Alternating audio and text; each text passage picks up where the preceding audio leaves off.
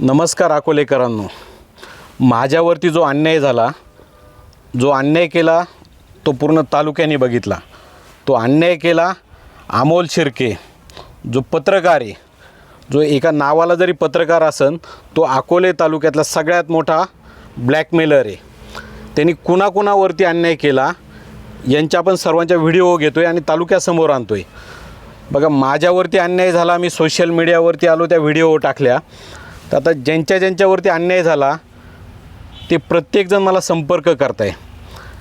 हा माझा मित्र आहे, याच्यावरती पण अन्याय झाला आहे, शुभम भालेराव. याची ही वीटभट्टी आहे. तो मातीपासून एका मातीला आकार देऊन आहे ना विटा बनवतो आहे, हा त्याचा व्यवसाय आहे. आपण त्याला विचारू त्याच्यावरती नेमकी अन्याय का झाला आणि कधी झाला. शुभम, काय झालं? सर, 2023मधली घटना ही. अमोल शिर्के नावाचा पत्रकार माझ्या भट्टीवरती आला आणि तो ॲज अ एक कस्टमर म्हणून माझ्या भट्टीवर आला. त्यांनी विटाची क्वालिटी बघितली. मला धामणगाव या ठिकाणी 10,000 वीट पाहिजे म्हणून माझं आणि त्याचं बोलणं झालं. त्याला मी रेट सांगितला. त्याला म्हटलं, बाबा तुला पेमेंट अर्ध जमा करावं लागेल.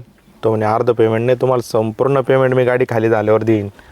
त्याच्यानंतर त्याला मी त्याचा मोबाईल नंबर घेतला, म्हणजे माझ्या मोबाईलवरून त्याला मिस कॉल दिला आणि 2 दिवसांनी विटा पोच होती ना असं त्याला सांगितलं. त्याच्यानंतर मी माझ्या कामात व्यस्त झालो. तो भट्टीपासून तिथून निघून वरती रोडला आला. रोडला आल्यावरती त्यांनी भट्टीचा फोटो काढायला चालू केला. भट्टीचा फोटो काढलेलं मी बघितलं. मी म्हटलं ठीक आहे बा, काढतोय प्रत्येक कस्टमर फोटो, यांनी बी काढला असेल. त्याच्यानंतर तिथं मुलं खेळत होती काही. हा त्यांना म्हणे, बाबा तुम्ही कुठून आले? तर ते हिंदीत सांगितले, हम UP बिहार से आहे करके. मग हा त्यांना म्हणले, तुम्हाला विटा वगैरे उचलता येतात का? तर तुमचा फोटो काढायचा आहे. फोटो काढायचा म्हणल्यावर मुलांनी त्याला विटा वगैरे उचलून दाखवल्या आणि ते विटा त्यांचा फोटो काढून घेतला. त्याच्यानंतर सकाळचा टाईम होता थंडीचा. भट्टीला शिडी उभी केलेली होती, गरम भट्टी होती आणि तिला शिडी उभी केलेली होती. तर त्या शिडीवर 2-3 मुली बसलेल्या होत्या, शेकण्यासाठीच म्हणता येईल. ते बसलेल्या होत्या तिथं. तर यांनी त्यांचा देखील फोटो काढला. मी लांबून बघितला हा फोटो काढतोय म्हणून. मग मी त्याच्याकडे गेलो. तो गाडीत बसला तोपर्यंत. त्याला म्हणलं, सर तुम्ही फोटो का काढताय? तर तो माझ्यावर दमदाटी करायला लागला. लहान मुलांना कामाला लावतो, तुला कळत नाही का? बाल कामगार कायद्याने गुन्हा आहे, तुला समजत नाही का? आता मला काही विटा वगैरे घ्यायच्या नाही, मी पत्रकार आहे, तुम्हाला ओळखलं नाही का? मी अमोल शिर्के पत्रकार आहे म्हणून. म्हणलं हो ठीक आहे, हे लोक इथं पोट भरण्यासाठी आलेले आहे. तुम्हाला जर तसं काही वाटतं असेल त्यांच्या शाळेची व्यवस्था करा. हे तुम्ही ज्या शाळेत ॲडमिशन घेऊन द्याशान तिथं यांचे पालक टाकायला तयार आहे. हे 5-6 महिने शिकतील, उलटं आम्हाला चांगलं आहे ती गोष्ट. एवढं त्याला समजून सांगितलं. तो म्हणतो, आता मी बघतो काय करायचं ते, तू मला जास्त शहाणपणा शिकू नको. मग त्याला मी नंबर दिला होता. त्यांनी दुपारी 3च्या दरम्यान मला व्हॉट्सअपला बातमी बनवून टाकली पेपरची, पुढारी पेपरला, का वीट भट्टीच्या निखाऱ्यावर कोमेच ते बालपण. आणि ज्या फोटो जे काढले होते माझ्या भट्टीवरचे, तो फोटो त्यांनी त्या बातमीसाठी वापरले आणि मला ब्लॅकमेल करण्याचा, ट्रोल करण्याचा प्रयत्न केला. त्याच्यानंतर मग ह्या गोष्ट कुठंतरी बंद व्हावी म्हणून आम्ही एक 4-4 त्यांनी मध्यस्थी पाठवले. त्यांच्या सामंजस्याने त्याला 50,000 रुपये देण्याचे ठरवले. ते हे 50,000 तुम्ही त्याला द्यायचे कबूल केले का? त्यांनी 5 लाख रुपये माझ्याकडे मागत होता. अकोलेकरांना ऐका, अमाऊंट किती आहे? 5 लाख रुपये माझ्याकडे मागत होता. माझी परिस्थितीच नव्हती सर. मी ते 50,000 कसे दिले मला माहिती.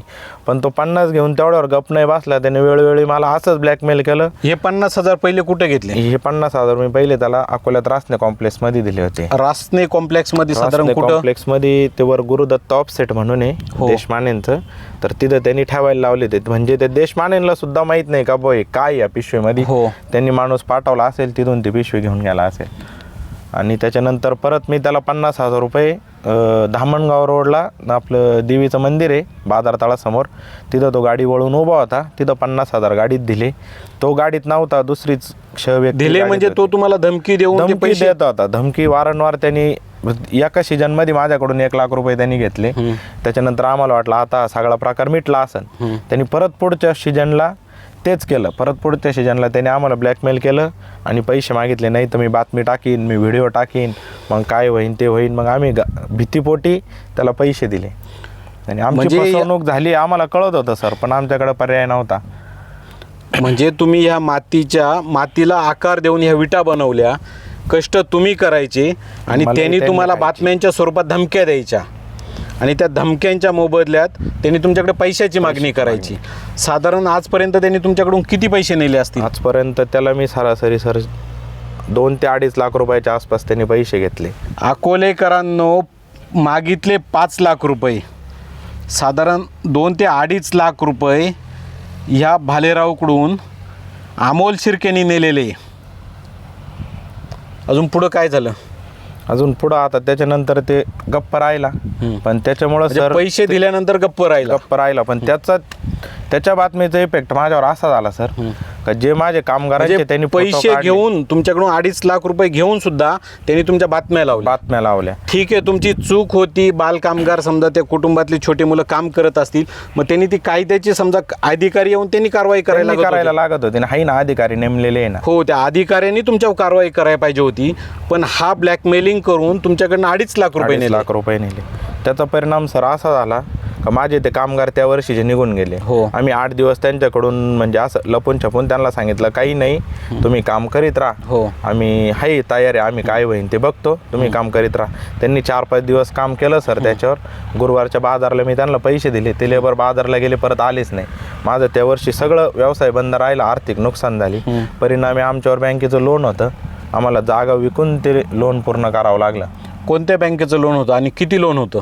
ते जनलक्ष्मी पतसंस्थेचं. साधारण किती लोन असेल? ते आता वडिलांनाच सांगता येईल, मला नाही करता यायचं. म्हणजे आम्ही जागा विकून ते सगळे पैसे जागा विकायचं कारण काय? जागा विकायचं कारण एवढंच झालं, आमचा त्या वर्षी धंदा झाला नाही.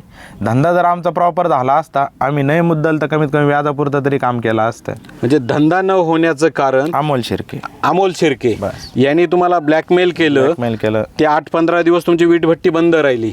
8-15 दिवस नाही सर, डायरेक्ट 4 महिने बंद राहिली. 2च महिने काम झालं. अकोलेकरांनो बघा, अमोल शिर्केनी यांना ब्लॅकमेल केल्यानंतर यांचे कामगार पळून गेल्यानंतर यांची 4 महिने पूर्णपणे व्यवसाय बंद राहिला. वर्षभर बंद राहिला सर. 4 महिने प्रोडक्शन केलंच नाही, तिथून पुढे वर्षभर काम बंद. साधारण वर्षभर बंद राहिलं. एका बाजूला कामगार गेले, दुसऱ्या बाजूला प्रोडक्शन बंद झालं, तिसऱ्या बाजूला व्याज हे वाढतच गेलं. परिणामी ह्या तरुणाला स्वतःची जमीन विकावी लागली. हा तरुण आज भूमिहीन झालाय आणि तो कोट्याधीश झालाय. तो बोलतोय कमी भूमिहीन आहे, पण तो झालाय कोट्याधीश. आणि ज्यांनी प्रामाणिकपणे कष्ट केले ते कर्जबाजारी झाले, जमीन विकावी लागली. साधारण किती जमीन विकली असेल सर? 40 गुंठे, 1 एकर जमीन विकली. 1 एकर जमीन अमोल शिर्केमुळं विकावी लागली. त्याचं कारण असं, यांनी ह्या व्यावसायिकांना ब्लॅकमेल करायचं, यांचे व्यवसाय 2-2, 4-4 महिने बंद करायला लावायचे, पैसे घ्यायचे, वरून बातम्या करायच्या आणि ह्या लोकांना रोडवरती आणायचं. अजून त्यांनी तालुक्यात भरपूर जणांना त्रास दिलाय. जसे सर भरपूर नावं समोर आलेत आतापर्यंत. तुमच्या माझ्याकडं आतापर्यंत तुम्ही 36वे तरुण आहे. माझ्याकडं तेवढेच नाव आले समोर. तुमच्याकडे 36 आले आणि माझ्याकडं पण 20-25 नावं आलेत. हा, म्हणजे जवळपास यांनी तालुक्यातले सगळेच व्यावसायिक यांनी ब्लॅकमेल करून सगळ्या व्यावसायिकांना त्रास द्यायचं काम चालवले. हा तालुक्यात राक्षस माजलेला आहे. अकोलेकरांनो आवाज परत ऐका. हा राक्षस माजलेला आहे तालुक्यात. अगस्त्य ऋषींच्या पावनभूमीत अशा राक्षसांना जागा नाही. ह्या राक्षसांचा अंत झालाच पाहिजे कुठं ना कुठं. अकोलेकरांनो बघा, खरोखर जे लोक कष्ट करतात त्यांना जर हा ब्लॅकमेल करत असेल आणि एका बाजूला याची करोडोची प्रॉपर्टी उभी राहिली आणि हा म्हणतोय का मी अत्यंत प्रामाणिकपणे काम केलं आहे, यांनी अकोलेच्या जनतेला सांगावं यांनी नक्की प्रामाणिक काम काय केलं आहे.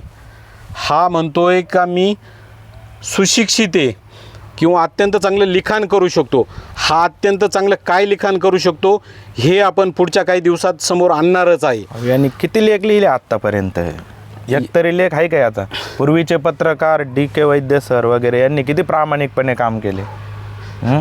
पूर्वीचे जे पत्रकार होते त्यांनी खरोखर प्रामाणिकपणे काम केलं. पण हा जर असा पत्रकार जर अकोले तालुक्यात असेल तर ह्या तालुक्यात एकही उद्योजक उभा राहणार नाही. ह्या तालुक्यात फक्त वाल्मिक कराड उभा राहील बस. हा 35वा मला भेटलेला हा 35वा आहे. अकोलेकरांनो, अमोल शिर्केची आपण प्रत्येक 3 दिवसाला एक व्हिडिओ बाहेर काढणार आहे. त्यांनी कुणाकुणाला त्रास दिला आहे. अहो, त्यांनी ह्या तालुक्यात कुणालाच सोडलं नाही. संस्था चालक असू, राजकारणी असू, कोणताही व्यावसायिक असू, कुणाला सोडलं नाही. त्याला हेही माहिती आहे का ह्या चाळ्यापायी त्याचा एक कॅमेरा प्रवारा नदीत फेकलेला आहे. याने कुठंही जायचं, कॅमेरा फिरवायचा, द्या 2 लाख, द्या 4 लाख, कुठून द्यायचे या व्यावसायिकांनी? अहो हे मातीला घडवतात, मातीला. आणि त्या मातीला घडवणाऱ्या या कलाकारांकडून तो एवढे पैसे देतो, एवढे पैशाची मागणी करतो, कुठून द्यायची? याला धडा शिकवायला पाहिजे का नाही? याला धडा सर, याला पर्यायच नाही, याला फाशीच. मला हे सांगा, आता तुम्ही कॅमेरासमोर बोलताय, हे उद्या आपण व्हिडिओ दाखवणार आहे अकोलेकरांना, पण तो उद्या तुमच्यावरती काही प्रेशर टाकल किंवा काही भीती तुम्हाला? हो, तर प्रेशर टाकणार सर तो 100%. कोणत्या ना कोणत्या मार्गाने तो दबाव तंत्राचा वापर करणार आणि इथं येणार. याच्यापासून आपल्या जीविताला सुद्धा धोका आहे. अमोल शिर्केपासून आपल्या जीविताला धोका आहे. आम्हाला प्रोटेक्शन वगैरे भेटलं पाहिजे. जर आमचं उद्या काही कमी जास्त झालं, त्याला सर्वस्व जबाबदार अमोल शिर्के. मी किंवा माझ्या कुटुंबातले किंवा माझ्या मजुरांचं जर कोणाचं काही कमी जास्त झालं, याला सर्वस्वी जबाबदार अमोल शिर्के हा राहणार. हे डायरेक्ट मी कॅमेरासमोर सांगतो आज. मी असं ऐकत होतो, जेव्हा त्यांनी तुम्हाला सुरुवातीला त्रास दिला, जी 50,000 1 लाखाची मागणी केली, त्या दरम्यान तुमच्या समजा चुका नसताना यांनी एवढी मोठी मागणी केली, त्यावेळेस तुमच्या वडिलांना अटॅक आला होता? हो, वडिलांची एन्जिओप्लास्टीच करावं लागली आम्हाला. 2 वेळेस एन्जिओप्लास्टी केली आम्ही. दोन्ही टायमाला याला पैसे दिल्यानंतरच एन्जिओप्लास्टी करावं लागली. ते बी रेकॉर्ड तुम्हाला हॉस्पिटलला गेले, ते बी तारखेसह तिथं भेटून जाईल. बघा, वडिलांची एन्जिओग्राफी करायला उशीर केला, पण पहिले पैसे ह्या ब्लॅकमेलरला दिलेले का? दिलेले. अकोलेकरांनो, पुढच्या भागात महिला पुढं आणू आपण. यांनी फक्त तरुणांना किंवा व्यावसायिकांना त्रास दिला आहे असं बिलकुल नाही. अकोले तालुक्यातील महिलांनासुद्धा यांनी प्रचंड त्रास दिला आहे. याला सुट्टी नाही. भेटू मित्रा, तुला न्याय मिळवून देऊ. नमस्कार.